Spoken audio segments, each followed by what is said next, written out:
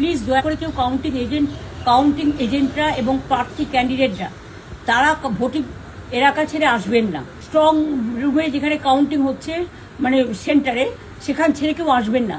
এটা বিজেপির প্ল্যান। প্রথম 2-3 রাউন্ডে আমি কালকে থেকেই বলছি যে ওদেরগুলো আগে দেখাবে, আমাদেরগুলো পরে দেখাবে। এবং অনেক জায়গায় 2-3 রাউন্ড কাউন্টিং করার পরে প্রায় 100টা জায়গায় কাউন্টিং বন্ধ করে রেখে দিয়েছে। এবং কল্যাণীতে ধরা পড়েছে 7টা মেশিন যেখানে কোনো মিল নেই। এটা টোটাল ফোর্সফুলি সেন্ট্রাল ফোর্সকে দিয়ে চারিদিকে তৃণমূল কংগ্রেসের উপর অত্যাচার করছে, অফিস ভাঙছে, জোর করে দখল করছে।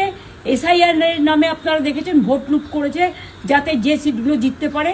কিন্তু এখনও এমন 70টা সিট আছে, 100টা সিট আছে যেগুলো আমরা এগিয়ে আছি সেগুলো বলছে না। টোটালটাই মিথ্যে নিউজ খাওয়াচ্ছে। আগে ডিআইসিও এই খবরগুলো দিত, কিন্তু তাকে কালকে চেঞ্জ করে দেওয়া হয়েছে। টোটালটাই ইলেকশন কমিশন নিজের ইচ্ছে মতো খেলছে এবং সাথে কেন্দ্রীয় বাহিনীকে নিয়ে। এবং আমাদের পুলিশরা টোটাল মাথা নত করে কেন্দ্রীয় বাহিনীর আন্ডারে কাজ করছে। সুতরাং আমি সব আমাদের কাউন্টিং এজেন্টদের, আমাদের সমস্ত পার্টির কর্মীদের বলবো, অত মন খারাপ করার কারণ নেই। আমি বলেছিলাম সূর্যাস্তের পরে আপনারা জিতবেন।